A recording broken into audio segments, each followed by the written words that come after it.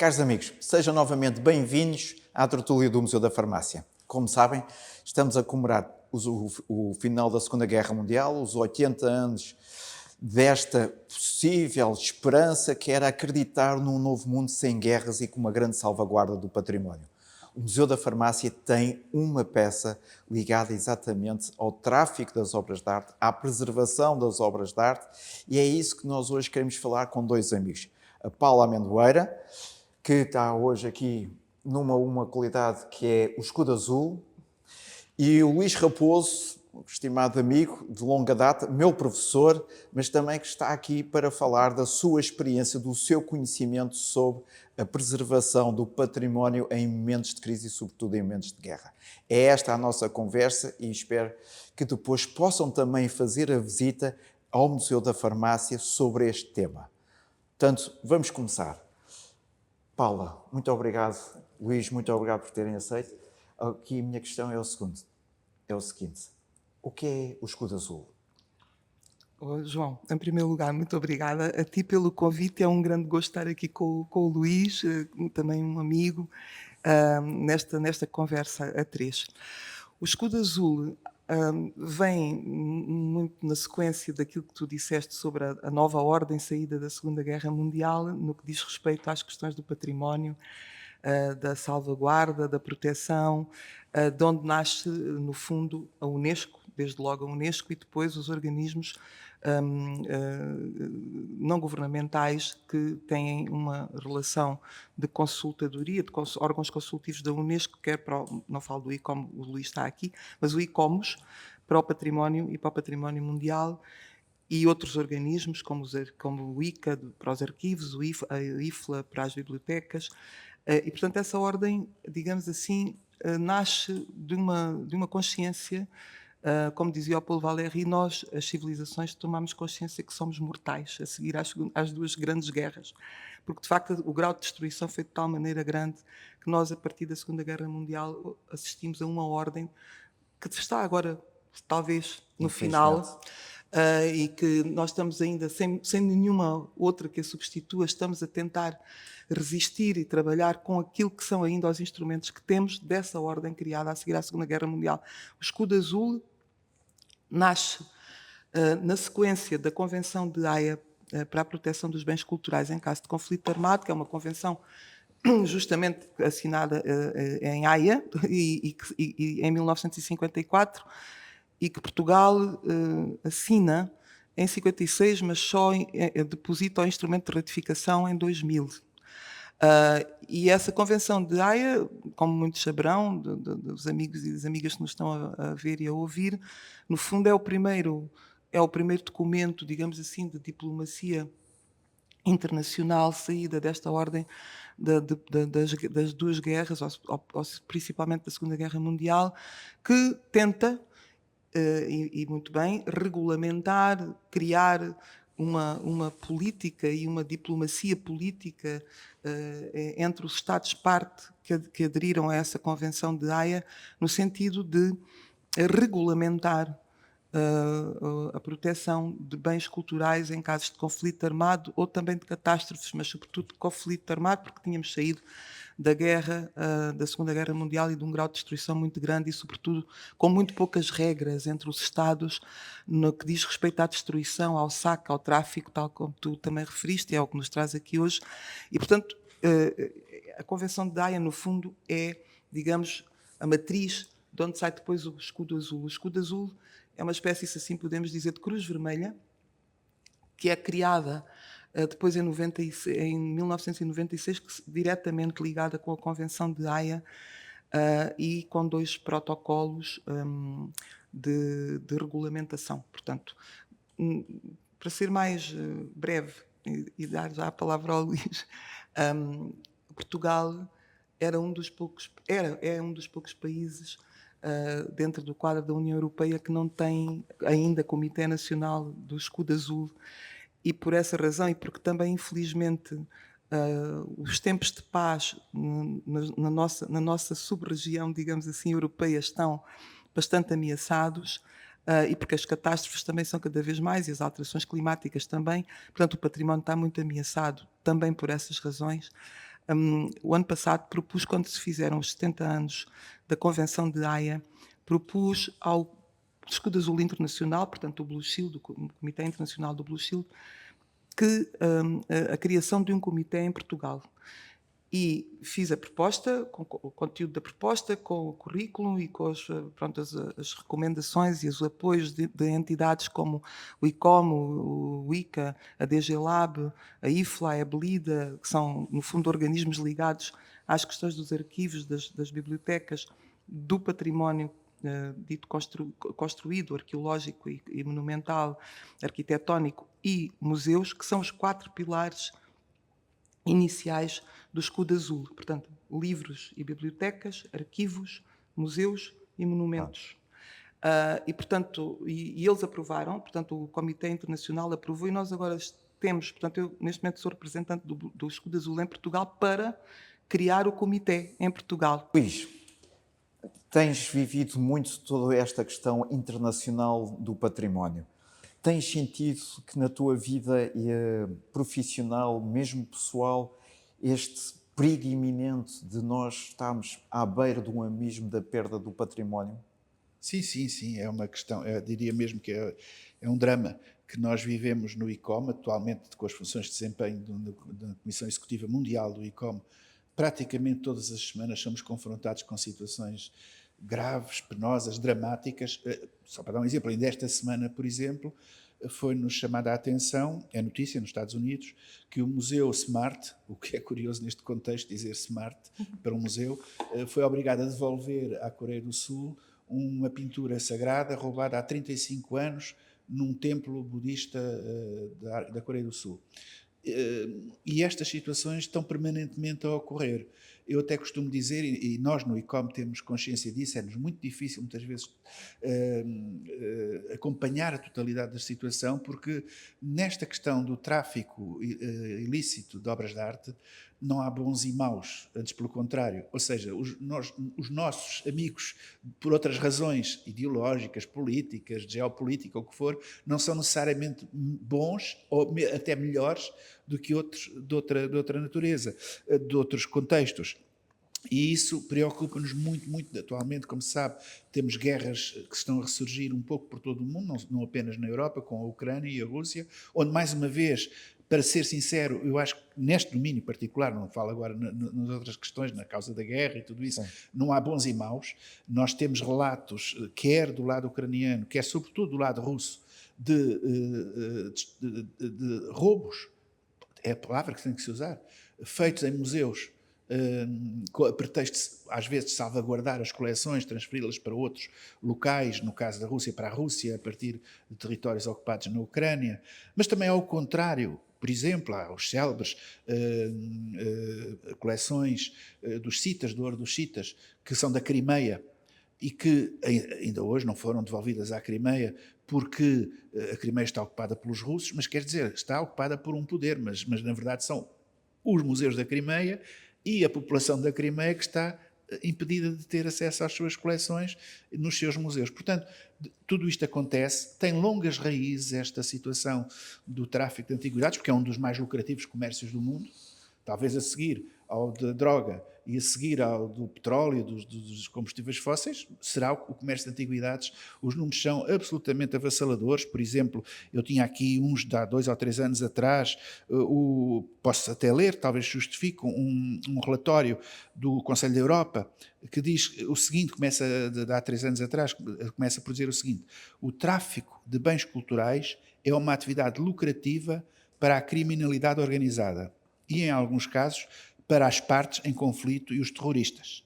Tal deve-se, em especial, ao baixo risco de detecção, ao potencial de conseguir margens elevadas e à dimensão atrativa dos mercados lícitos e ilícitos, impulsionados por uma procura mundial estável ou crescente por parte dos colecionadores, investidores e museus. Em 2021, o mercado ilícito de arte e de antiguidades foi avaliado em 65 mil milhões de dólares a nível mundial, o que corresponde a um aumento de 29% em relação a 2020, ultrapassando, portanto, para cima, a pandemia, os valores que baixaram durante a pandemia do Covid-19. E, portanto, a situação, este mercado é um mercado que nos deixa de rastros, diria assim, porque, repara, a Ana Paula falava, e muito bem, na Convenção da Haia, que é a mais antiga de todas e hoje em dia foi subscrita por praticamente todos os países do mundo, uns mais tarde, outros mais, talvez não os 2 protocolos adicionais ainda, por todos, mas genericamente foi subscrita. É aí que tem origem o escudo azul, como ela estava a dizer, designada escudo azul porque precisamente tem um emblema. A Convenção da Haia institui um emblema que é um azul e branco, para colocar até nos telhados dos monumentos, das igrejas, dos museus, para que a aviação inimiga perceba que aqueles são locais culturais que não devem ser destruídos. Bom, mas é evidente que, como agora se dizem os israelitas relativamente à faixa de Gaza, no desmando todo que fazem, que há hospitais que são utilizados com túneis por baixo para proteção. Portanto, nisto não há santos e pecadores, todos são pecadores, todos um pouco, não é? E se a Convenção da Haia, concretamente, foi subscrita por quase todo o mundo, que é a mais antiga, de princípios gerais, há outras mais operacionais, mais recentes, que estão longe de serem subscritas. Por exemplo, a última convenção importante e que é a mais operacional do sistema, do sistema internacional, legal internacional, de proteção de antiguidades, que é a chamada Convenção do UNIDROIT, ou Convenção de Roma, que é de 1995, reparem, já tem o tempo todo que tem, até hoje. Na última contagem que me foi dado acesso, só tinha sido subscrita por 54 países. É uma convenção que obriga à devolução das coleções e é a primeira que vai para além do domínio do público, dos museus públicos, das coleções públicas também tutela e considera as coleções privadas, obtidas ilegalmente, mas de posse privada. Países como a Alemanha, os Países Baixos, o Reino Unido, os Estados Unidos ou o Canadá, por exemplo, não subscreveram ainda esta convenção. Não é? Portugal já a subscreveu, devo dizer. Então. Portanto, mas eu referi aqui que Portugal já a subscreveu, mas não se deduza daqui que Portugal e os portugueses são impolutos e que estão acima de toda... Sim. No período da Segunda Guerra Mundial, por exemplo, Lisboa funcionava como uma placa giratória do tráfico de antiguidades. Era uma Casa Blanca da Europa. Não é? E há documentação sobre isso, a grande quantidade de bens de antiguidade, até é conhecido um papel, está publicado em livro, por isso eu refiro, de uma livraria, a livraria Holtz, que aparentemente funcionava com espaços escondidos, onde precisamente a compra e venda de antiguidades debaixo da mesa era feita. Portanto, e nós temos, na nossa história, devemos ter consciência disso e aproveitarmos até hoje situações que nos deviam causar grande incómodo. Já não falo, deveria começar por falar no ouro.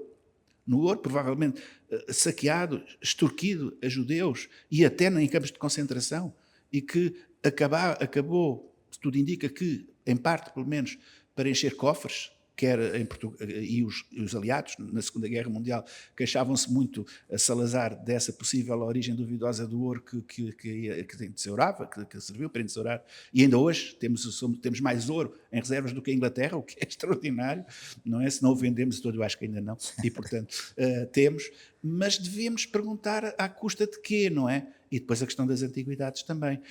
Aquele filme que acompanha este debate, e que eu também há 10 anos, creio que tem uma década, mais ou menos, vi, é uma espécie de um western de Segunda Guerra Mundial, em que há os bons, que são os americanos neste caso, e há os muito maus, que são os nazis, e os assim, que também é desconfiar deles, que são os soviéticos. Não é? Ora, o mundo é muito mais complexo do que isto, do que esta dicotomia de bons e maus, não é? Eu só para... porque é que nós escolhemos esse filme? Por causa do ciclo de cinema associado que nós temos, e acaba por ter aqui pela primeira vez, é que nos põe, enquanto profissionais do património, na linha da frente, que estava um bocadinho escondido o papel.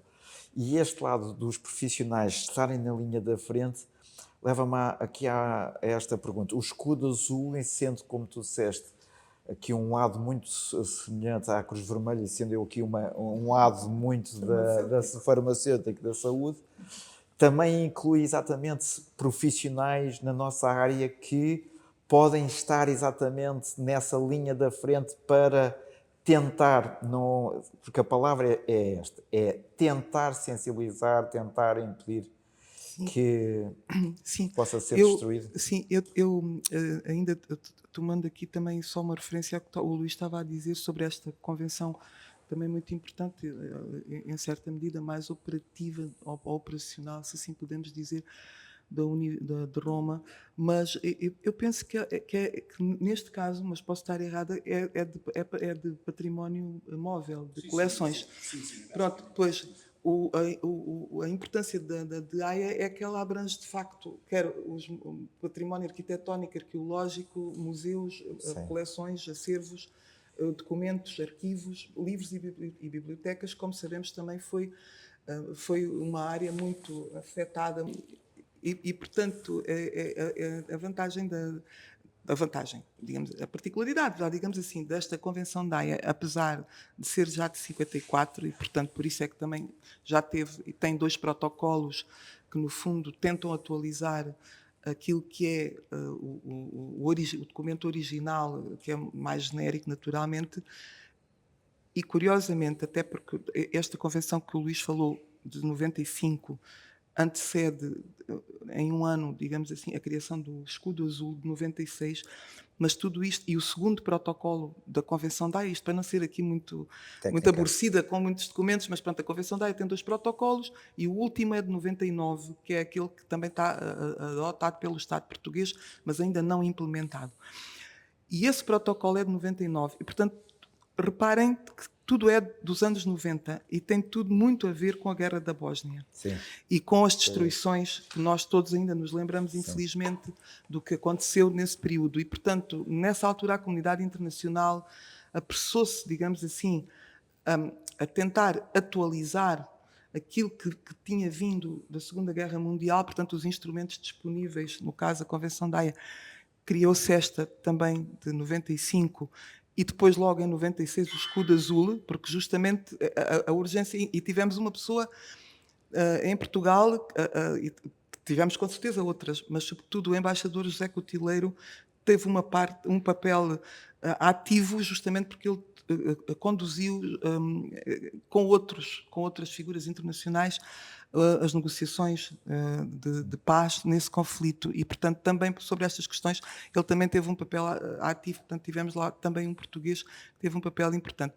Mas sobre o Escudo Azul agora, aquilo que eu penso que importa mais talvez saber às pessoas que nos estão a ouvir é que, como o Luís disse, o Escudo Azul serve para identificar e portanto este Escudo Azul, que é branco e azul, e que é para pôr, como o Luís disse bem, nos monumentos, nos edifícios que estão sinalizados, para que os Estados atacantes não ataquem. Sabemos bem que isso muitas vezes não é respeitado, mas mesmo, e penso que todos estaremos de acordo com isso, o que importa muito, mesmo nós sabendo que muitas vezes na guerra não há lei, não é? E não se respeita sequer o direito internacional, não há guerras boas, não há bons, como disse o Luís e bem, bons e maus, não há um maniqueísmo, mas é muito importante que ainda assim nós, quando digo nós, a comunidade internacional que trabalha e que se preocupa com as questões do património lato sensu e da sua preservação, tenha fatores e instrumentos de visibilidade e de atuação que possam ir para os cenários de guerra, por exemplo, com algum nível de segurança, que é o que acontece com as equipas do Escudo Azul, que são internacionais, não é? Portanto, há um comitê internacional, depois há comitês nacionais. Os comitês nacionais as pessoas não vão para os cenários de guerra, portanto, há uma equipa, há um comitê de 12 membros internacionais que, no fundo, decidem e tomam as principais resoluções relativamente aos cenários de guerra. E as equipas do Escudo Azul que vão para os cenários de guerra são profissionais da área do património com formação na área da segurança, da defesa militar. Portanto, se podemos criar aqui algum paralelismo, no fundo, também como essa equipa de elite dos Monument Men também eram pessoas ligadas às questões das coleções, dos museus, sim, intelectuais, mas também tinham formação militar, embora, enfim, não podemos comparar uma coisa com a outra, mas é apenas para fazer essa ligação. E, portanto, sim, há equipas especializadas que vão para os cenários de guerra trabalhar de acordo com a Convenção de Haia, sobretudo o segundo protocolo de 99, e com aquilo que são as determinações das Nações Unidas e da Unesco, porque, no fundo, a Unesco é o organismo intergovernamental que no fundo superintende tudo isto. Isto, claro, temos que ter aqui uma atitude crítica também em relação a estas questões, porque também, como não há só bons de um lado e maus do outro, a Unesco também tem muitas críticas que se lhe façam, o próprio Escudo Azul também, o próprio ICOMOS, os organismos, mas ainda assim são os instrumentos que nós temos e acho que devemos trabalhar com eles. Uma coisa muito importante do protocolo, do segundo protocolo, e também de alguma forma já está na Convenção de Haia, é que o património, a proteção do património em cenários de conflito começa a proteger-se nos períodos de paz. E isso é muito, muito importante para nós aqui em Portugal, e era essa também a mensagem que eu gostava de passar aqui. Porque nós, Portugal, de alguma forma temos negligenciado um bocadinho, ou bastante, para não dizer bastante, estas questões, porque a gente acha que a paz não é garantida em sítio nenhum. Sim, e a paz não é apenas a ausência de guerra. A paz constrói-se, a paz pensa-se, reflete-se e é uma construção coletiva e todos temos de contribuir. E há uma coisa fundamental que nós não temos e que eu penso que deveria ser o primeiro, ou um dos primeiros, e contamos com todos aqui, o Luís será certamente uma pessoa importantíssima para este comitê português, pela experiência que tem na área, sobretudo na área dos museus, mas não apenas, e no ICOM internacional, mas é muito importante que uma das primeiras medidas que nós aqui possamos tomar, em conjunto com organismos responsáveis e governamentais do nosso país, e sobretudo a defesa, que é muito importante, a elaboração das listas do património que têm que ser protegidas em caso de conflito armado ou catástrofes. Porque nós temos que fazer isso, porque depois o Escudo Azul não vai pôr o seu escudo em sítios que não estejam nestas listas previamente aprovadas pelo Comitê Internacional do Escudo Azul. Portanto, é muito importante e isso não é uma coisa que um organismo não governamental, como um Comitê Nacional do ICOM, ou do ICOMOS, ou do Escudo Azul em Portugal, possa fazer sozinho. Isto implica mesmo um compromisso e das entidades públicas governamentais também, porque só assim é que a gente consegue preparar o nosso país da melhor maneira possível para aquilo que tivermos de enfrentar. E se não estivermos preparados, é sempre muito pior. Porque os cenários de conflito são maus sempre. Mas se nós não estivermos preparados, não tivermos formação para os nossos profissionais de museus, como é que se protegem coleções importantíssimas, como é que se protege um monumento como a Sé de Évora ou como o Templo Romano de Évora em caso de conflito. Quer dizer, há medidas, há técnicas, há questões que têm que ser conhecidas, mas lá está, tem que haver formação, conhecimento e preparação prévia. E acrescentaria 2 ou 3 ideias. A questão, que aliás é uma dos institutos, de uma das principais medidas, para ser mais simples, de proteção do património, que a nossa lei de base do património cultural português velhinha, mas ainda o melhor que temos, estabelece, é o inventário. O inventário é essencial. Nós temos que ter um inventário sempre atualizado do nosso património, para muitas razões, mas entre as quais esta, e deixa-me dar, já regresso ao exemplo nacional, mas isto faço a ligação com o exemplo internacional. Quando foi da invasão do Iraque pelas tropas americanas, houve um saque no Museu Nacional de Bagdade, do Iraque, calcula-se em mais de 20.000 peças do museu que foram roubadas. Parênteses para dizer que foi preciso mais de 2 décadas para que dessas 20.000, cerca de 5.000 não chegam, portanto, 1/4 não chega, fossem finalmente devolvidas a partir dos Estados Unidos para o museu, para o Iraque e para Abu Dhabi, e o museu reabriu há 3, 4, 5 anos, não me lembro já bem, ao público, com essas peças, mas sempre na falta de muito. Ora, como é que essas peças, esse 1/4, diria assim, do saque feito, foi possível localizar e acabou por ser devolvido ao museu? Porque antes da fase da invasão, ainda no tempo do regime odioso do Saddam Hussein, académicos americanos, das universidades americanas, tinham feito escavações, muitos deles arqueólogos, mas não só, tinham feito escavações, estudado coleções da Mesopotâmia Antiga, portanto, de todos os períodos, mas desde logo da Suméria, da origem da escrita inicial, enfim, todas as raízes da nossa civilização, tinham feito escavações, tinham estudado coleções do museu, tinham feito catálogos. E foram os próprios colegas universitários americanos, mais até de museus, mas de universidades americanas, que circulando em museus nos Estados Unidos, acabaram por detectar peças que eles tinham catalogado, inventariado, sabiam que estava no museu tal, XYZ no Iraque, e denunciaram ao Departamento de Estado e às autoridades americanas que eram sacos e tinham que ser devolvidas. E, portanto, esse papel do inventário é absolutamente fundamental. Também tem, como eu dizia há pouco, bons e maus, bons e maus, bons e maus. Também tem este aspecto potencialmente negativo. Se o poder é maligno, pode aproveitar esses inventários. E, mais uma vez, o exemplo da invasão do Iraque é clara. É claríssimo hoje que alguns dos inventários que foram fornecidos expressamente ao Departamento de Estado antes da invasão americana do Iraque, pelos académicos, pelas universidades, para terem atenção que no museu tal existe aquela peça, ou aquela, ou aquela outra, que deve ser acautelada, foram usados para mais facilmente depois os rapinarem, não é? Portanto, isto existe. Em Portugal, eu lembro-me de um debate muito interessante que tivemos, in illo tempore, e que se liga com este, que é a questão da definição de tesouro e as medidas a ter na definição de um tesouro nacional. Uma peça que está no museu e que é considerada especialmente emblemática e, portanto, merece essa classificação que a lei estabelece como de tesouro nacional.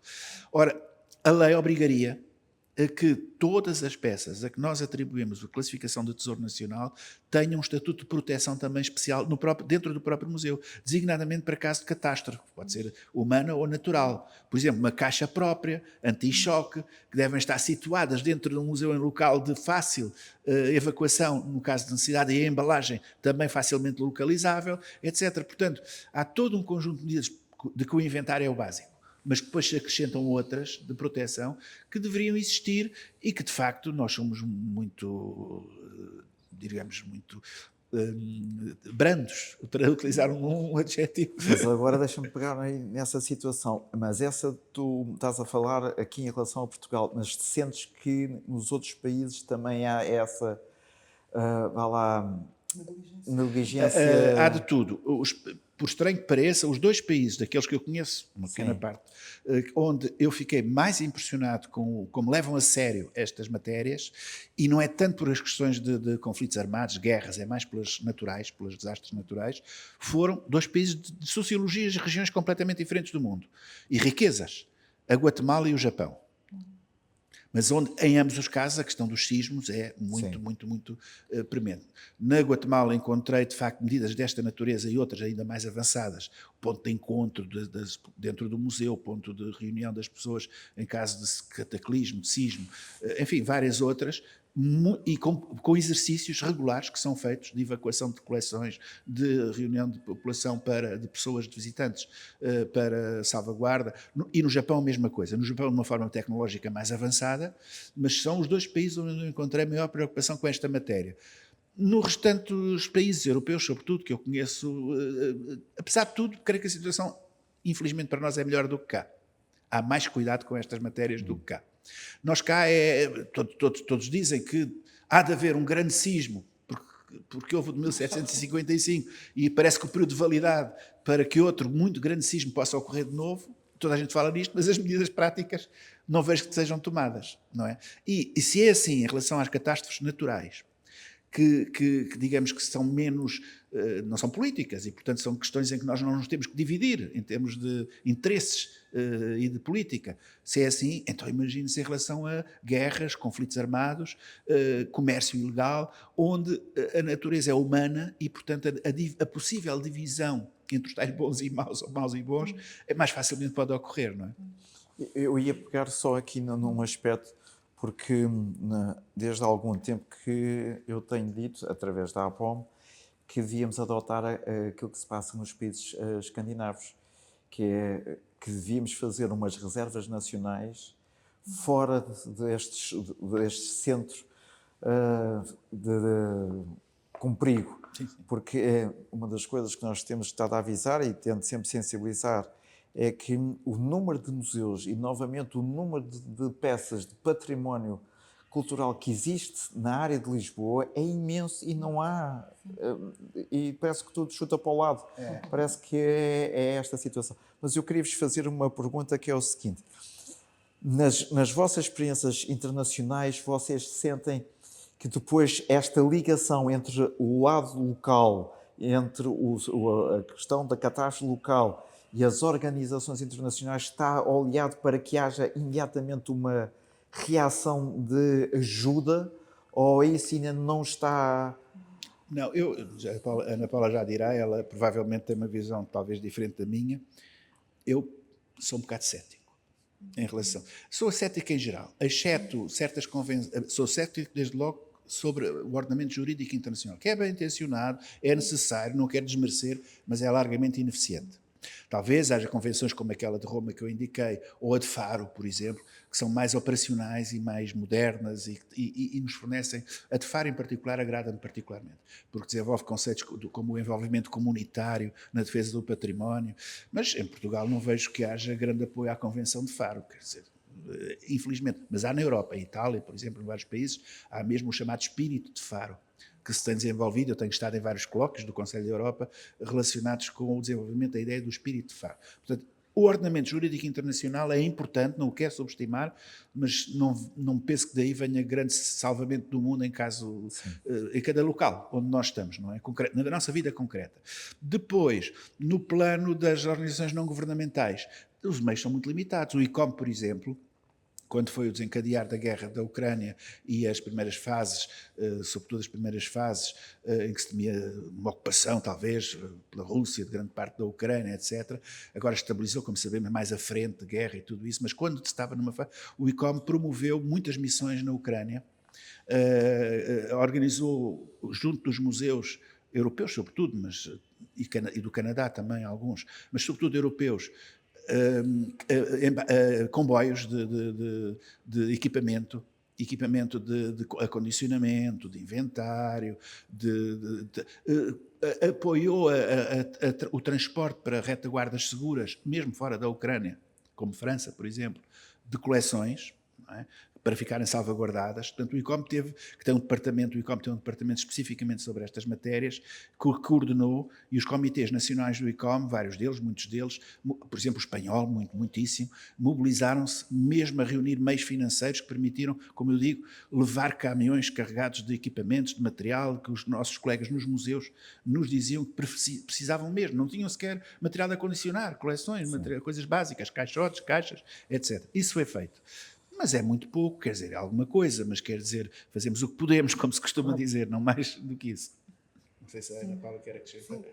Não, eu também não tenho. O Luís disse que se calhar tinha uma visão diferente da dele. Não tenho. Eu estou mais ligada ao ICOMOS, aos monumentos e ao património construído. Em termos do que é a minha experiência fora de Portugal, não é tão grande como a do Luís, nem pensar, mas tenho alguma, pronto, dentro do ICOMOS internacional. Já fiz parte do Comitê Executivo Internacional e concordo que há desde logo nesta questão do ordenamento jurídico internacional, do meu ponto de vista, dessa ordem que saiu das Nações Unidas e das duas guerras no que diz respeito ao património, do meu ponto de vista há desde logo um pecado original na Unesco com as questões do património mundial e da Convenção do Património Mundial, e por acaso isso é depois para uma outra tertúlia que tu organizes. Identifiquei um documento muito interessante que, no fundo, vem demonstrar que a Convenção do Património Mundial foi completamente desvirtuada para se tornar numa lista de bens a ser desenvolvida mais do ponto de vista turístico do que cultural, porque, na realidade, a intenção inicial que havia na Europa era a de criar, lá está, uma Cruz Vermelha do Património. E a lista do Património Mundial era para ser uma lista em perigo, para justamente que a comunidade internacional contribuísse para essa salvaguarda. E acabou por ser completamente desvirtuada, e hoje é o que é, e não, é apenas o interesse de conhecermos, digamos assim, as causas das coisas. Portanto, nesse sentido, logo aí perdeu-se uma excelente oportunidade de haver um concurso, digamos assim, da comunidade internacional para a proteção dos bens em risco. Não tendo a Convenção do Património Mundial seguido outro caminho, mais se justifica que haja depois alguns organismos como o Escudo Azul e outros, e o trabalho que o ICOM e o ICOMOS fazem, mas lá está, o trabalho que fazem com os meios reduzidos que têm, apenas no caso do ICOMOS internacional, concentra-se num ou dois casos que são, digamos, escolhidos, selecionados pela sua gravidade, pela sua relevância, e concentram aí alguns meios financeiros para missões. Organismos não governamentais selecionam, ou pelo menos é da minha experiência do e-commerce, no fundo, selecionam dentro dos casos complicados de destruições, de património mundial, tudo isso, selecionam alguns que são mais simbólicos ou mais importantes, e priorizam esses, como foi o caso, por exemplo, dos Budas de Bamiyan, em que houve, de facto, um concurso da comunidade internacional, também de meios financeiros e de equipas, para, depois da destruição, trabalharem naquilo que seria a mitigação, digamos assim, da perda desses bens. E, portanto, nesse sentido, eu também sou muito cética relativamente àquilo que é, digamos, a eficácia ou a eficiência destes organismos internacionais e do ordenamento internacional, só que nós não temos mais nada além disso. E, portanto, temos que trabalhar com o que temos e valorizar e tentar, cada um no nosso meio, que é aquilo que, se calhar, todos nós procuramos fazer, fazer o melhor utilizando estes instrumentos que nós já sabemos que são frágeis. Os Estados passam por cima deles a todo momento, ignoram o que é o direito internacional nos casos de conflito, mesmo nas catástrofes também. Mas eu, apesar de tudo, penso que nós temos que trabalhar com o que há, e é nos momentos difíceis que nós não podemos desistir e dizer nós não temos nada, isto não há regra, não há direito, não há, não é respeitado, mas nós temos que trabalhar para valorizar o que temos e tentar na nossa esfera de influência fazer o melhor que podemos, como disse o Luís. Mas eu ainda assim queria aqui, em relação a estas questões do tráfico ilegal de obras, como foi dito, que é um dos negócios mais antigos do mundo, se calhar, e muito rentável. Mas eu, apesar de tudo, ainda faço aqui uma distinção, talvez o Luís, que pode, se calhar, não concorda, e tu também não, porque são mais da área dos museus, mas eu faço uma distinção. Ainda assim, a destruição é o pior que há. Porque o tráfico, apesar de tudo, olha, a peça que tu escolheste para esta programação muito feliz do Museu da Farmácia, aquela peça do Almofariz que está Que é da coleção de Rothschild. Rothschild.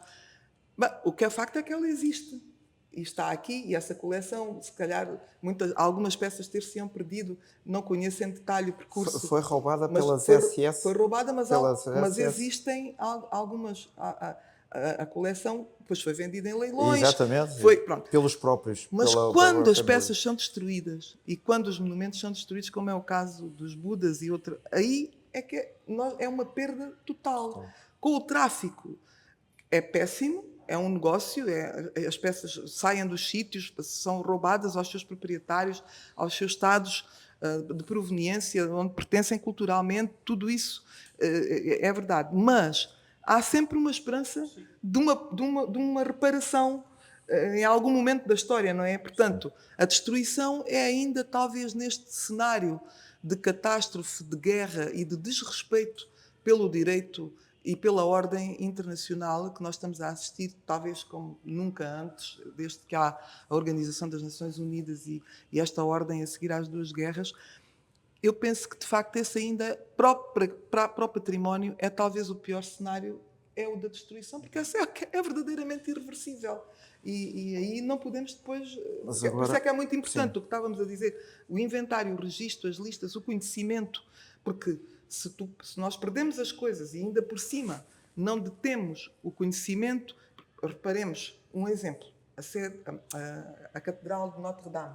Só é possível ter sido feito aquele trabalho notável de restauro, reconstrução, seja o que for que possamos chamar, com todas as críticas que eventualmente também se podem fazer, porque havia um conhecimento ao detalhe, ao pormenor, de levantamentos, de estereofotogrametria, de tudo sobre aquele monumento e que permitiu depois, de facto, aquela intervenção. Se não houvesse a montante, esse conhecimento, esse trabalho prévio, teria sido muito mais complicado fazer aquele trabalho.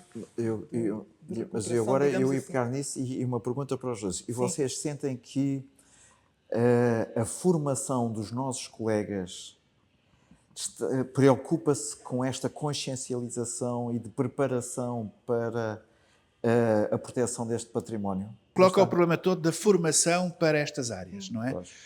Que de facto muitas vezes é demasiado académica, demasiado teórica, demasiado conceptual e pouco hands-on, pouco mão na massa, não é? Nos museus isso é muito evidente, não é? Nós vamos formando, bem ou mal, até de modo geral bem, museólogos, não é? Mas depois, só esses museólogos vou exagerar o argumento, não levem a mal, mas só se tornam verdadeiramente profissionais de museus quando se confrontam com a realidade do museu, no dia-a-dia. Sim. E quando isso acontece, passam a ter muitas preocupações com a conservação das coleções, com a sua manutenção, com a sua preservação, etc. E percebem que muitas vezes o simples limpar o pó, manter, é uma medida de conservação. E pode não ser muito dignificante do ponto de vista do estatuto académico superior que se teve quando se estudou e daquilo que se imaginou que seria, mas é a realidade do museu e da sua prática, não é? Eu lembro sempre a doutora Adila Alarcão, uma das mestres que todos nós, me dizia isso. Eu nunca fui propriamente conservador do museu no sentido da profissão, fui arqueólogo, e ela muitas vezes me dizia: Luís, ser conservador, olhe, uma das coisas é isso, é limpar o pó das pedras, mantê-las. Portanto, eu penso que a formação de base académica talvez não esteja à altura das necessidades práticas que nós temos nos museus, no que diz respeito aos museus. No que diz respeito à arqueologia, eu não vejo tanto assim, porque a arqueologia sempre foi, nunca poderá deixar de ser, uma ciência do campo e das pedras dos cacos e das pedras e da escavação e do pó e, portanto, da materialidade.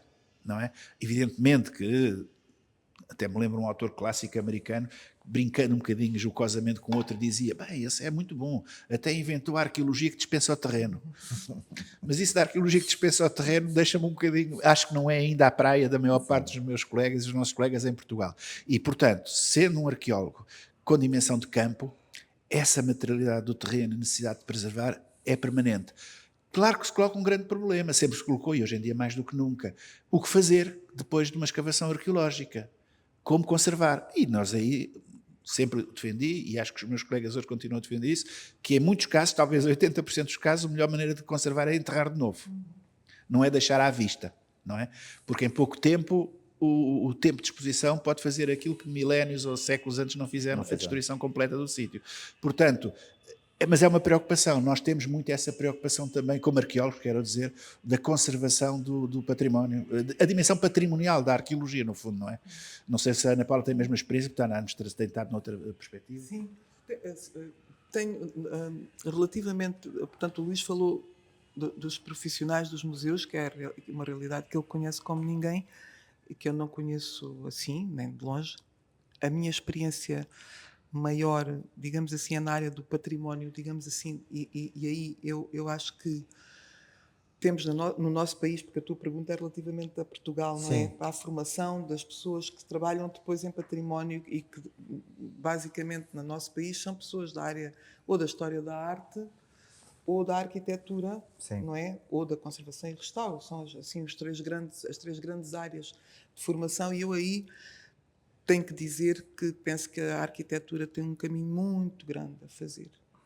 Muito grande a fazer na área da formação superior dos arquitetos, porque as nossas escolas de arquitetura, com muito poucas exceções em disciplinas de opção ou a mestrados, mas as formações, digamos, os chamados tronco comum ou as currícula, digamos assim, gerais dos cursos, quer dizer, é praticamente possível que uma pessoa se forme em arquitetura sem saber uma palavra de construção tradicional, de materiais tradicionais, de o que é um reboco, porque se formam, o paradigma da formação hoje em dia ainda é o betão e a construção, e portanto, para construir de novo, e isso muito bem, nós temos de resto, como sabemos, todos excelentes arquitetos.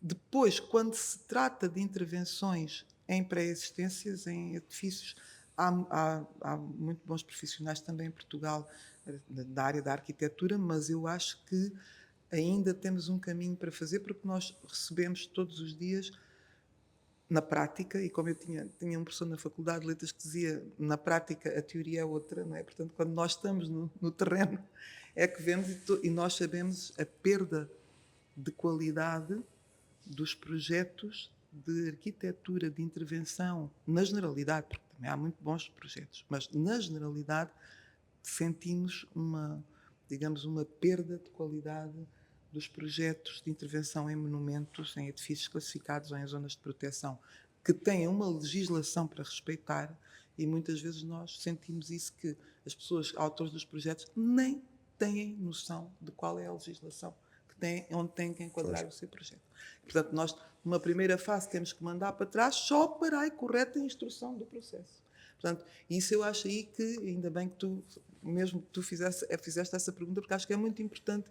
Já na área da história da arte, eu tenho uma opinião muito mais positiva sobre a preparação das pessoas, e também nos cursos de conservação e restauro também. Mas acho que na área da engenharia, curiosamente, na área da engenharia, que é muito importante, nas estruturas de edifícios antigos, temos pessoas extraordinariamente conhecedoras até a nível internacional. Temos algumas pessoas, infelizmente já em idades de reforma, mas que eu penso que têm que fizeram alguma escola, e falo do Instituto Superior Técnico, falo do Instituto Pedro Nunes de Coimbra, falo também do Porto, de Braga, exatamente, do professor Paulo Lourenço, e portanto aí também temos excelentes profissionais na área da engenharia ligada às questões dos edifícios antigos e das estruturas. Isso aí temos que reconhecer, com carreiras e internacionalização, e reconhecidos em termos internacionais.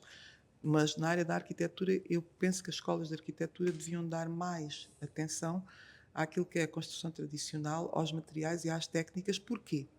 Não apenas por causa do restauro e da recuperação de edifícios que já existem e que são classificados ou em zonas de proteção, mas porque, do ponto de vista também das alterações climáticas e da adaptação àquilo que são os climas dos territórios, é fundamental conhecer como é que se constrói em terra, como é que se constrói com tijolos, o chamado tijolo duro, os aparelhos tradicionais, como é que se faz um reboco de cal, que em termos, por exemplo, de conforto climático é completamente diferente. Um reboco tradicional, falando no sul do país, do que fazer um edifício então rebocado com cimento, quer dizer, como é óbvio. E, portanto, até para o nosso próprio futuro é muito importante que esse conhecimento seja transmitido. Mas, portanto, tenho uma posição que, pronto, não é nem branca nem preta, porque há muito bons profissionais, mas eu penso que nesta área também se devia fazer ainda um caminho de maior cuidado nos currículos dos miúdos que vão para as universidades nestas áreas. É isso que eu sinto quando as universidades vêm cá, exatamente. Sim. Essa lacuna que Sim. é da semente de os preparar, que isto pode acontecer, e infelizmente eu entendo, nós também já passámos para aquela idade, e o abismo é uma coisa lá muito, mas agora queria-vos fazer só e pegando um bocadinho no filme e também um bocadinho na história que houve, havia aquelas equipas que sinalizavam o que devia ser roubado, quer se formos ao lado do Napoleão, quer dos nazis. Agora, nós temos dos ingleses, porque roubaram todos. Por exemplo, no Algarve, o Drake, por exemplo. A minha questão é o seguinte: vocês sentem que nas instituições, e tu agora com esta, é necessário nós termos essas task force preparadas para alguma situação que possa acontecer? Porque há aqui, eu nunca mais me esqueço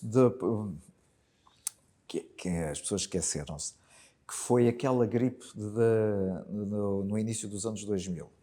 E havia embaixadas que estavam preparadas para aquilo que aconteceu depois, acabou. Portanto, e tinham pessoas estavam preparadas, que foram treinadas para que continuasse a existir uma ligação. Portanto, não podia parar tudo. Depois do impacto, havia quem fizesse, vamos reativar esta questão. Vocês sentem que necessidade de existir essa situação também na nossa área, seja numa catástrofe natural, seja em guerra? Sim, como é museu, para falar dos museus, devia haver uma pessoa, mas depois um grupo também responsável pelos planos de emergência e de segurança. Mas em termos nacionais, em termos vocês sentem que havia necessidade de uma visão estratégica, que seja museus, património privado, público, municipal, que existisse equipas que estivessem já preparadas para essa situação? Eu penso que sim, mas talvez a Ana Paula aí possa até estar no terreno em termos de operacionais do aparelho de Estado, aquilo que o Estado pode fazer pelo património, possa responder melhor do que eu. Eu penso que sim, agora não consigo ser mais concreto do que isto, não é? Mas o ICOM, achas que o ICOM pode ter exatamente, devido à experiência que o ICOM tem, de fazer também essa formação específica? Sim. O ICOM, vamos ver, mesmo em Portugal eu organizei já alguns seminários do ICOM, em que vieram a Portugal especialistas, por exemplo, na questão da proteção contra desastres naturais, dos museus e do património, neste caso até era do património em geral, contra desastres naturais. Portanto, nós temos uma rede de expertise, de conhecimento, de especialistas, sobretudo na área dos museus, no nosso caso, mas o ICOMOS tem na área dos monumentos e sítios também, que pode ser chamada, e mais do que isso, estamos sempre disponíveis a corresponder aos apelos das autoridades nacionais nesse sentido, de poder apoiar na formação, na criação de equipas, mas o que acontece é que, sobretudo em países ditos desenvolvidos, nós temos o pior dos dois mundos em Portugal, não é? Porque por um lado somos europeus, somos um país desenvolvido e temos que assumir como tal. Mas por outro lado não temos nem a mentalidade, nem os hábitos de disciplina, nem efetivamente os serviços práticos depois correspondentes a essa situação. O que é que acontece? Nós, como sabes, melhor do que eu, até em Portugal a seguir a 74, por exemplo, houve várias missões do ICOM para análise dos museus portugueses, sugestões de melhorias, uma nova reorganização, etc. Hoje, dá muito tempo, esta parte já, parece que as autoridades nacionais portuguesas não sentem necessidade de ter contributos de especialistas estrangeiros para fazer, organizamos colóquios, congressos, etc. Mas que eu me lembro, nenhum dos governos recentes, constitucionais, não é, nossos, jamais sentiu a necessidade nesta área, por exemplo, promover alguma formação com patrocínio de organizações não governamentais na área para estas matérias. Contrariamente a países africanos, asiáticos, da América Latina, etc., onde o ICOM está permanentemente a fazer cursos. Há mesmo escolas de formação do ICOM, quer na Ásia, quer na América Latina, e o da África é apoiado pela da Ásia. Portanto, não se aplica, pelos vistos, a Portugal. Parece que nós temos o nosso saber todo e não precisamos de apoio internacional nestas matérias. Pronto, é o tal pior dos dois mundos em que nos encontramos. Tenho pena, porque de facto nós deveríamos ter uma maior... Claro que nós temos, no caso dos museus, eu estou sempre a ir para o lado dos museus, porque é aquilo que eu posso falar mais, uma experiência muito boa em Portugal, que é a da Rede Portuguesa de Museus. Com muitas colunas, com muitas deficiências, conceptualmente não é aquilo que eu imaginei que pudesse vir a ser, porque havia muito mais uma estrutura interpares e não propriamente um serviço do Estado, não é? Não obstante, e tem tido períodos quase de apagamento, outros de menos apagamento, vai fazendo ações de formação várias, não é? E inclusive nestas áreas também. Mas cá está, são os museus entre si, embora com uma retaguarda de um serviço do Estado, mas são os museus da rede que dizem o que é que precisam, não é? Como ações de formação. Admira-me que não precisam tanto, ou não tenham dito até hoje que precisam tanto, nestas áreas da catástrofes e da proteção contra humanas ou naturais. Mas já houve formações, não quer ser injusto, já houve também formações nesta área. Noutros domínios, naquela minha outra faceta de arqueólogo, eu não vejo nada de semelhante ao que é a rede portuguesa dos museus nos museus. Tenho muita pena. Sim. Eu, relativamente às questões também mais do património, claro que é muito importante nós termos essas equipas que estavas a referir, e eu penso que infelizmente hoje não as temos. Portanto, nós respondemos, claro que quando há solicitações, nós, imagina, se recebemos denúncias de uma destruição, claro que vão lá logo técnicos, arqueólogos, ou ainda hoje, por exemplo, recebemos uma denúncia, um conjunto de arqueólogos vai para o terreno verificar, mas isso, creio que não era isso que tu estavas a perguntar, é ter grupos organizados, sim, já previamente que estão organizados, formados e preparados para exatamente acudir.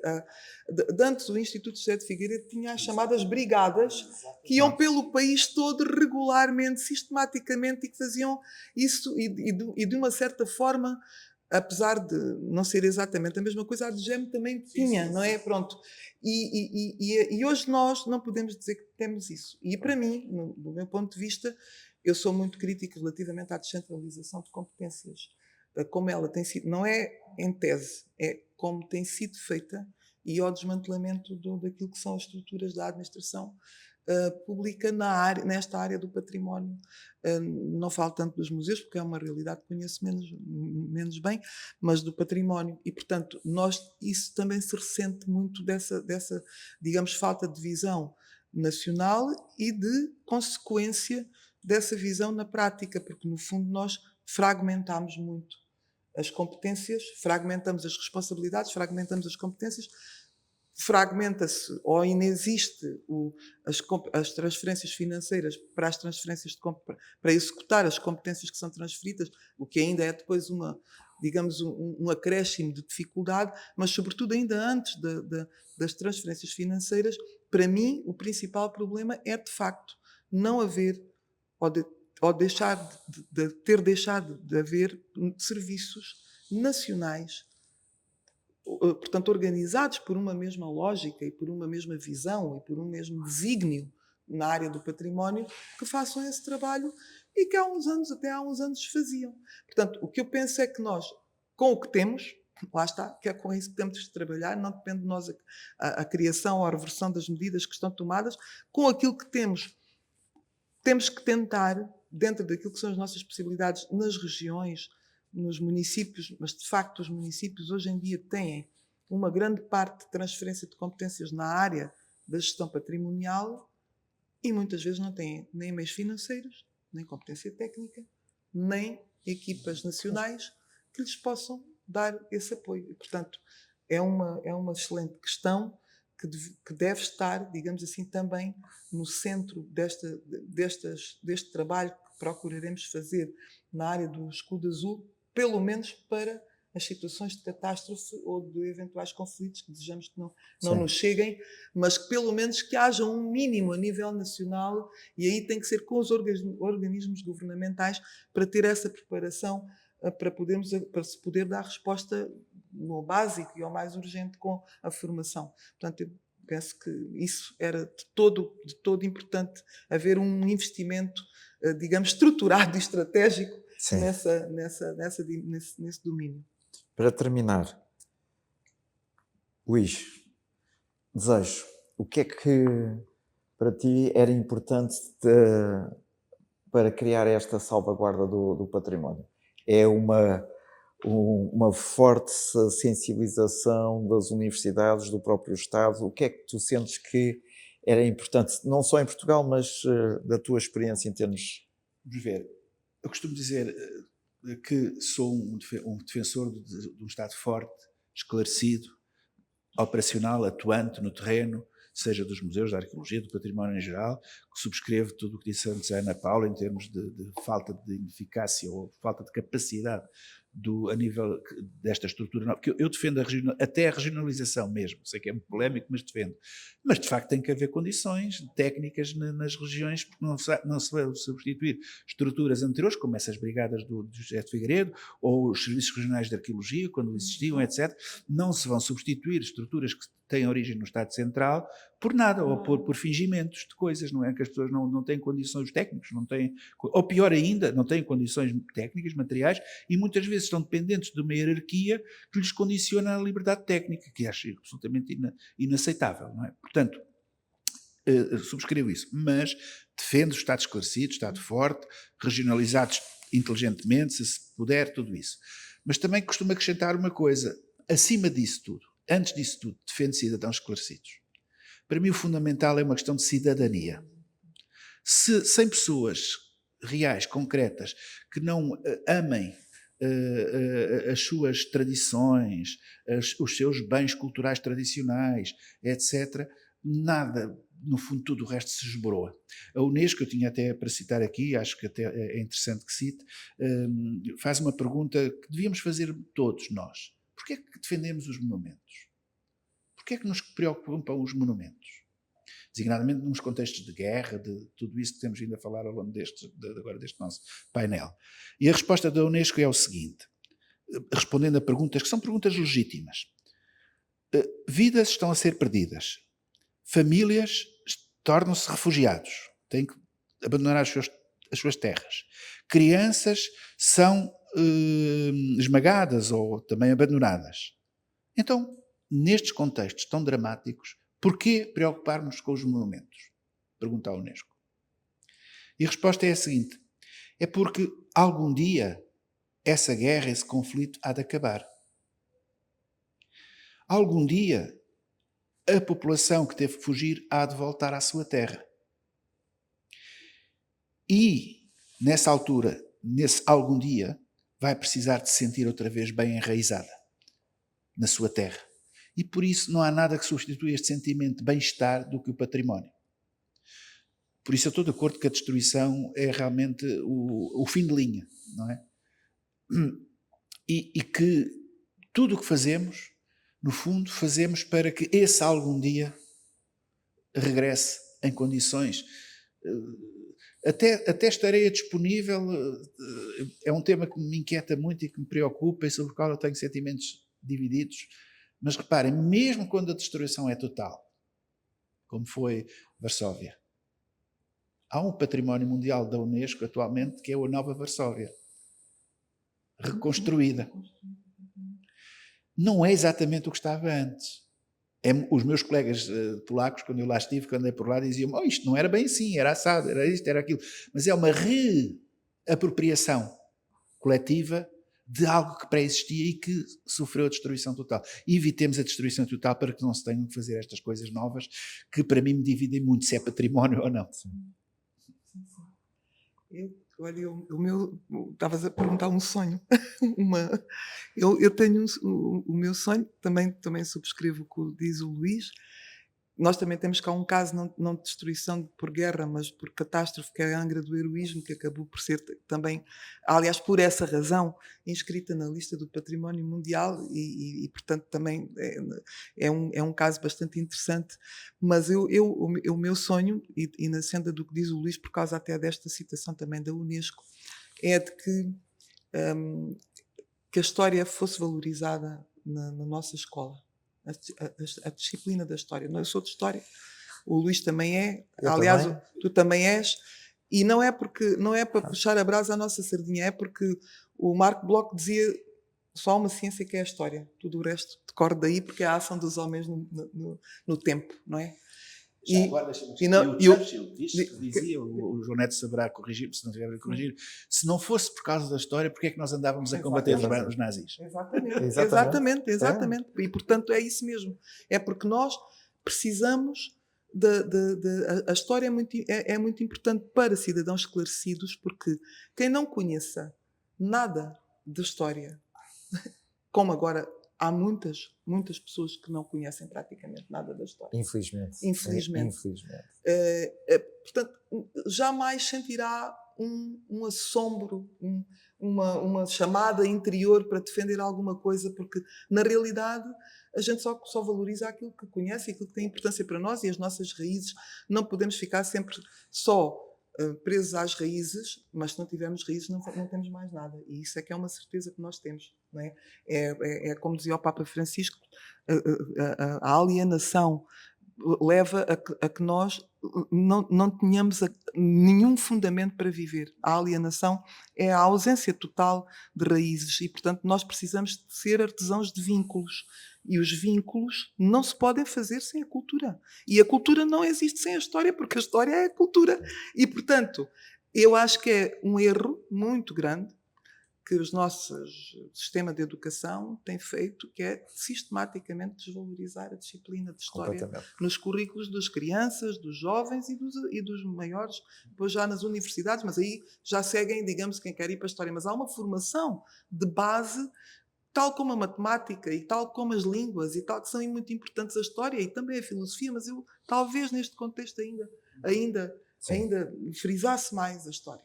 E acho que isso nós temos que chegar a esse consenso nacional de haver uma decisão política de valorização da história nas aprendizagens e na transmissão do conhecimento no nosso país. Eu só para terminar, eu julgo que vocês sabem que nós temos ali uma vitrine que é sobre a Segunda Guerra, sobre o Holocausto, por causa de umas peças que nos foram dadas.